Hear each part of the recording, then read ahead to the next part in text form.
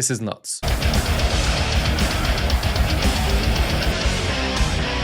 Oh. What just happened? Yes, Sir Hairless here. I haven't done Nightwish in a while, and the time has come to get them back into the schedule. A lot of you have recommended I follow General Gabriel's list. I hadn't been, I'd just been doing the songs I'd received the most recommendations for. But checking the list, we've done 3 of the first 4. So today, we'll be doing Romanticide. Comments suggesting this one have let me know that this is one of their more metal songs, which I'm extremely curious about. Will I love it? Will I hate it? Who knows? I'm going in with a completely open mind. I don't have that much exposure to metal music. I love what I've seen so far from Nightwish. Granted, it's only 3 performances, all from Wacken 2013, as is this one. You can find my previous videos on them in my Nightwish playlist up here. Here are the lyrics to this. Again, amazing lyrics, poetic, exciting, passionate. So I'm super excited for this one to see how they set these lyrics to music. Without further ado, let's get straight into it.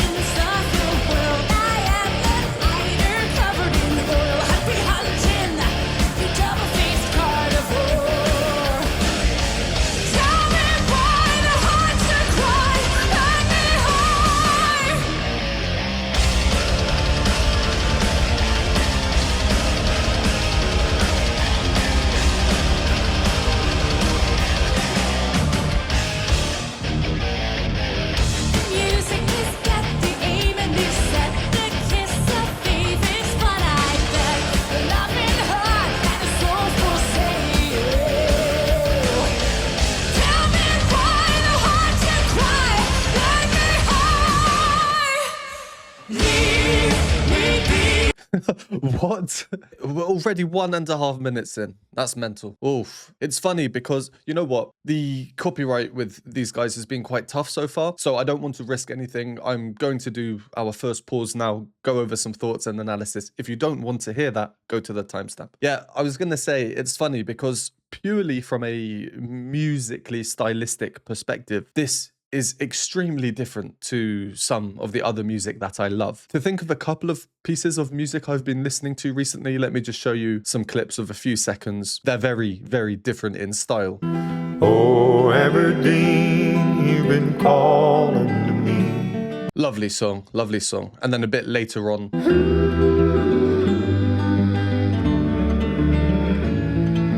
And what else have I been listening to? Some Bach, some choral Bach.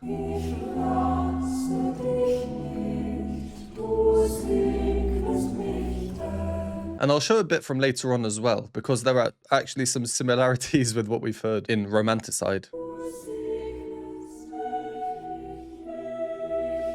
The very accurate soprano short notes. So there's an example just using 2 songs. I do have a songs of the week list, by the way, over on my Patreon. Every couple of weeks I add in about 8 to 10 songs from all different genres. So if you're interested, you can find that over there. Anyway, it doesn't take a rocket scientist to figure out those 2 bits of music I showed are quite different to Romanticide. And generally, I prefer many of the musical decisions in those other 2 bits of music. But this, Nightwish, Romanticide, I cannot deny it's entirely gripping. Entirely encapsulating. As soon as they started playing, my body just went. I got goosebumps, shivers, even down to my legs, which doesn't normally happen. I almost feel like my personality has changed listening to it. From this, la da da da da, to this, you know, this, not this inner anger coming out, but I don't know, it's not something I experience often because I'm not used to this type of music, so it's quite overwhelming for me. It's fascinating, really. Why is that? Well, let's go back to the beginning. Everything from the percussion intro, that in itself, for me, is quite foreboding. I have no idea what's coming, and then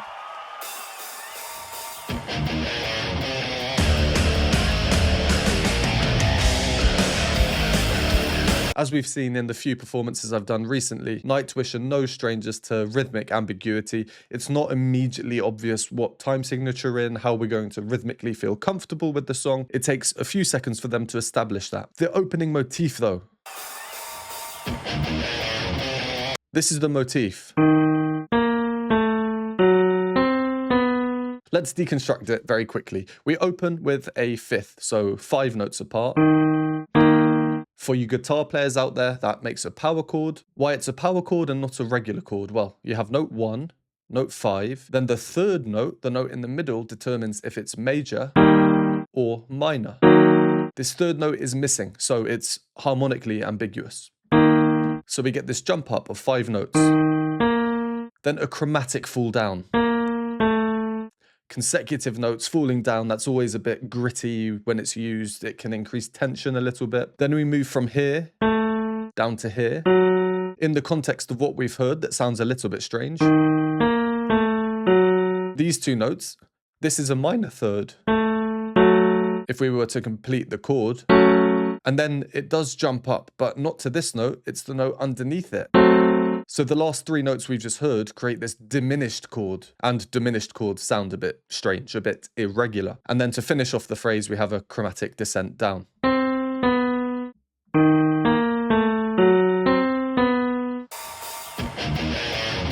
This motif we hear time and time again, at least I have in the 1.5 minutes I've been listening to this. What comes next? Interestingly, with those drums coming in on regular beats, jump, jump, jump, jump, that actually sort of increases the rhythmic ambiguity until then we get into the swing of things. Amazing windmilling. I mean, I'll assume it's amazing. I don't have hair, so I cannot practice. Feel sorry for me, please.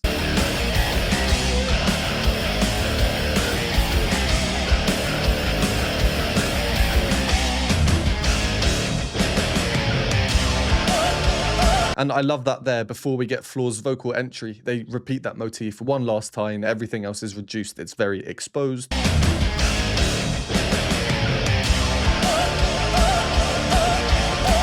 That is so much harder to do than it looks. Just you watching now, try and sing repeated notes, staccato, short, disjointed, singing, coming off, it's difficult. And to maintain the tuning, and then you can hear her classical training coming through. There's this lovely, well, almost like an operatic soprano's vibrato coming through.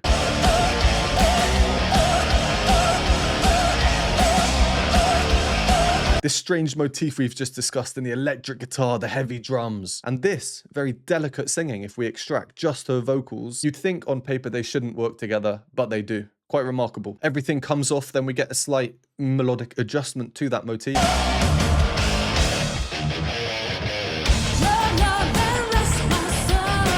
Then we get the lyrics come in. Now musically there's not too much going on, and I can't tell if it works for or against the melody here. Let's say it works for the melody.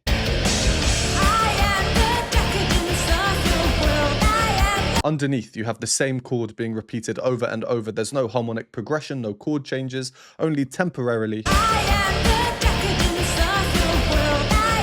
Just for 2 notes, da-da-dum, and then returning. So from a harmonic perspective, there's not much going on. This kind of lends more power to the melody. Every change the melody makes is, well, it's not being overpowered by the rest of the music changing. But the melody doesn't really do that much either.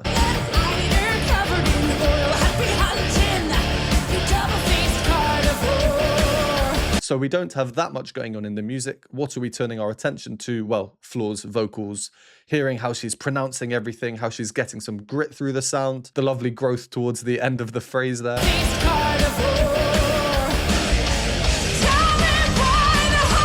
And then a change into this. There is a harmonic change as well accompanying it. After Hang Me High, what do? Well, we get that motif we heard from the beginning. So that motif, it serves many purposes really. Familiarity, also acting as a transitionary device.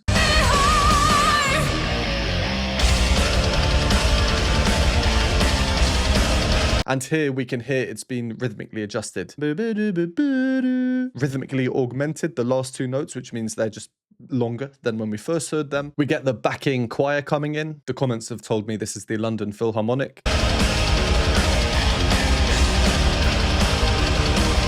Quite intense dissonances with those chords, but they're so subtle we can't really hear them too clearly. It just contributes to this huge soundscape that we're getting. It's intense, it's angelic at the same time. Yeah, let's carry on. I think we got to this guy probably needing the toilet. I loved learning that from all of your comments, that when people need the loo, they get crowd surfed out to security. If you enjoy these videos or find them helpful, please consider supporting me. Patreon has a bunch of exclusive benefits, behind the scenes videos, additional reaction content, Q&A videos, and more. For a one-time donation, you can donate me a hot chocolate at the Buy Me a Coffee link, or become a YouTube member for these groovy emojis and membership badges. And a huge thank you to these lovely people on the screen now. Leave me be and cease to tell me how to feel, to breathe, to shield myself from evil. Leave me be, all the all nights is killing me. Romanticide, don't do me wrong.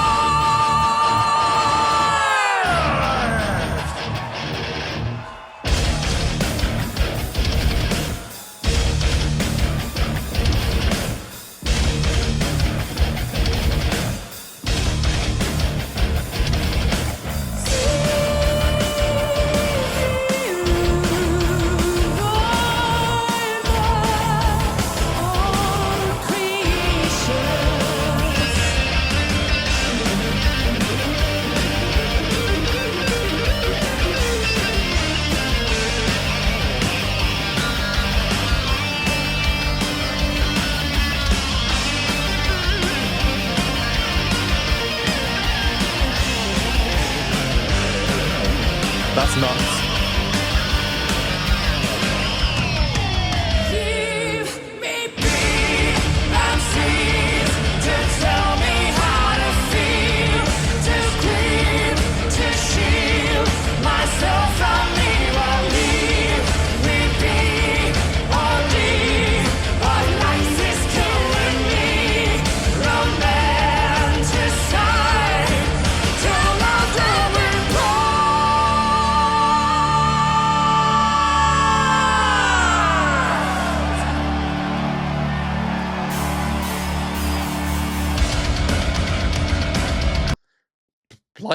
Blimey, girl. Yeah, I mean, let's go over some of what we've just heard before carrying on until the end. I think there's about 1.5 minutes left. Before I forget, I love how when they zoom in on Thomas's hands, he's playing using this. The devil's horns. Probably not intentional, but that's what I was thinking of. It made me chuckle inside. So this part, the leave me be. Leave me be and cease. It's interesting how they arrive on it. Floor sings leave me in the previous section, if we can think of it like that. And then on the B, this changed section arrives. Leave me be and cease. Similarly to how we heard before, there's not much harmonic change. It's the same chord repeated. It slightly changes there. To tell me how to feel. But overall, it's mainly just one chord to another chord and then back and then repeated. The bass, how it's played here, plays such an important role, I think, in making this sound more natural. The bass guitar is being strummed like power chords. From evil. Leave me Whilst it produces more sound, it's inherently quite limiting to the sound that you can actually get out of the bass at that point. There's none of this jumping around, it's strummed. The harmony, as we know, is not changing. And the melody here, again, is not doing much. It's mostly the same note.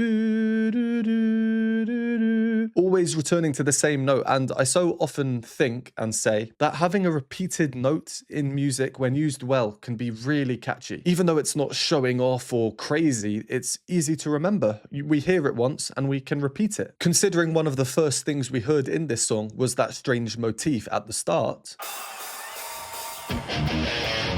Going from to now.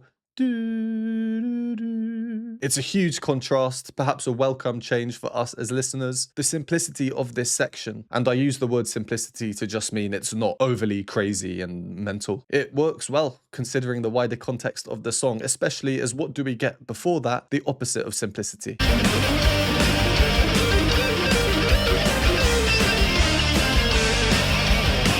This is nuts.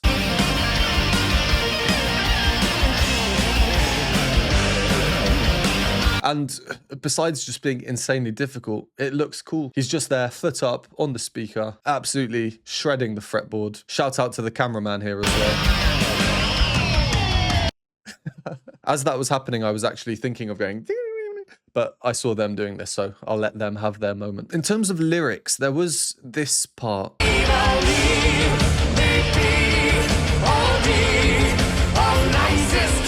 OD of lies. I got confused because I have the subtitles on. I believe, if I recall correctly in the lyrics, that was OD as in overdose. Yeah, there we go. Very interesting lyrics. The last line as well.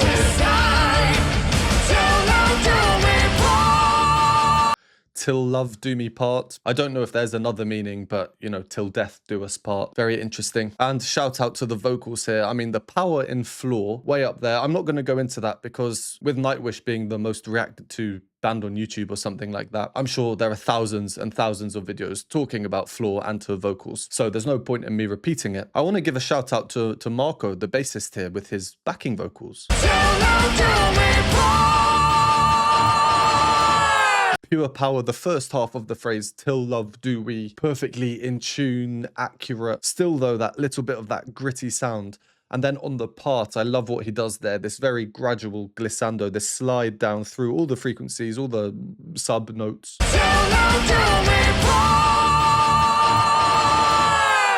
Starting a bit above the note, then reaching on tune. What was I doing with my hand there? Reaching on tune and then continuing to slide down. All right, let's carry on from that girl who was absolutely loving life. Not gonna lie, being in this crowd, it's probably impossible not to be loving life. If hearing the performance on YouTube is like this, I can only imagine what being there and feeling it is like. I think there was a change in time signature or tempo from where we carried on. I only heard a couple of seconds, so let's see. Yeah.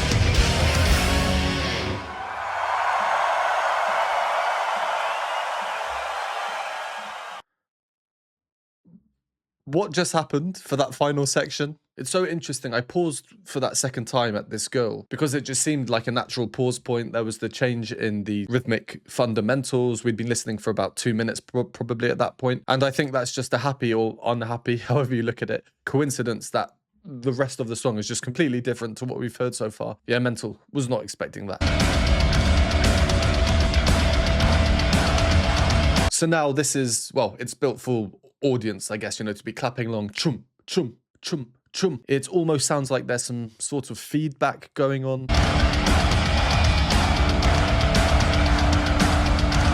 And funnily enough, the two notes are, which don't really fit in from a harmonic standpoint, considering the rest of the song.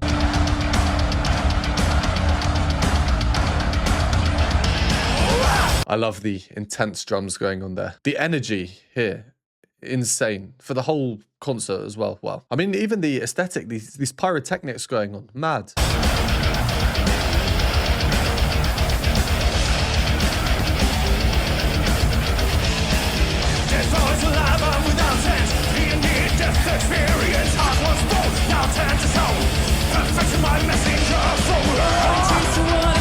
Yeah, was not expecting that. I love the tiny little key change, rising up into floor.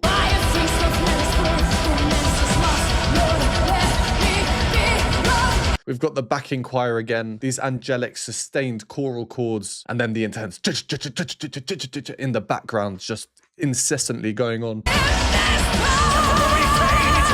Harmonic change back.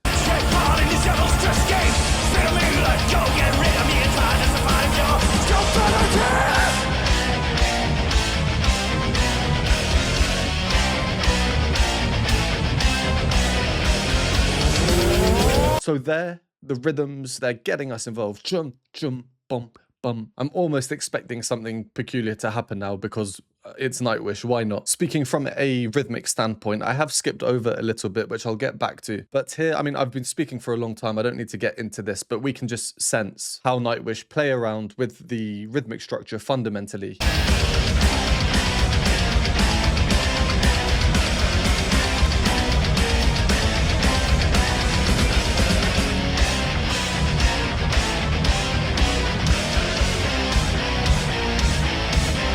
It's really clever. And the bit I skipped over.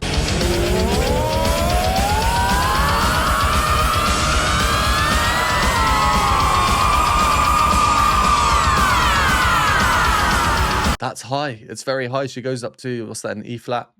Here, just above it, is the highest note of the famous Queen of the Night aria.